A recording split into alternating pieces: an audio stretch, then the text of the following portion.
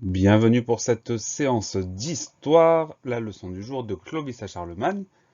Et on commence avec Clovis et les Mérovingiens, c'est parti. Nous commençons une nouvelle leçon d'histoire qui porte sur la période suivante. Alors attention.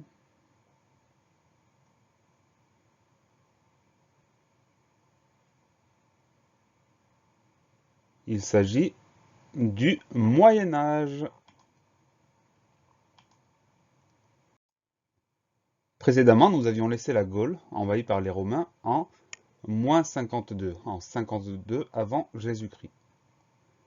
Cela a donné naissance à une cohabitation entre Romains et Gaulois. On appelle cela la civilisation gallo-romaine. Cette civilisation gallo-romaine a duré quelques siècles et des traces sont toujours visibles aujourd'hui. Un premier exemple, un deuxième exemple et un troisième exemple. Ce sont des bâtiments qui ont été pris en photo très récemment. Ça veut dire que ces bâtiments ont été construits à l'époque gallo-romaine et sont encore debout et visibles de nos jours. Et voici un dernier élément.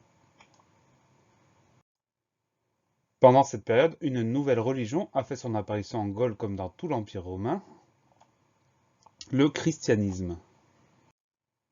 À partir du IIIe siècle, des peuples barbares, c'est-à-dire étrangers aux yeux des Romains, venus de l'Est et du Nord de l'Europe, envahissent l'Empire romain.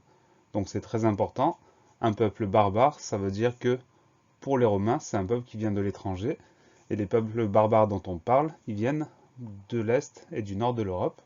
Donc comme on le voit sur cette carte, de l'Est et du Nord arrivent dans l'Empire romain des peuples dits barbares. Peu à peu, l'Empire romain est déstabilisé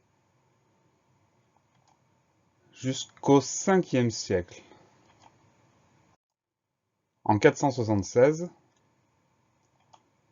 c'est la chute de l'Empire romain, donc c'est la fin de l'Empire romain qui a été fragilisé par les invasions barbares. Beaucoup de peuples se sont installés en Gaule pendant ces siècles d'invasion. Nous allons nous intéresser à l'un d'entre eux. Voici une illustration de ce peuple. Il s'agit du peuple franc.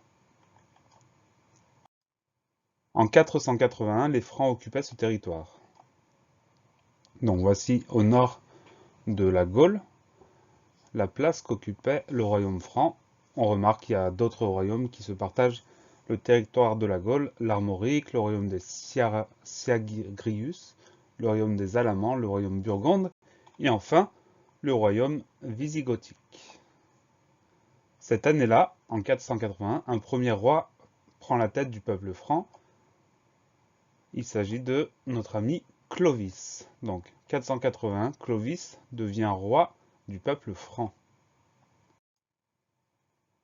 On va étudier de plus près Clovis et le peuple franc. Pour ce faire, vous allez lire une fiche documentaire, la voilà, qui vous permettra de faire les exercices suivants. Les voilà. Vous allez récupérer les documents, vous mettre au travail et la correction de ce travail-là sera dans la deuxième vidéo. Donc bon travail et à tout à l'heure.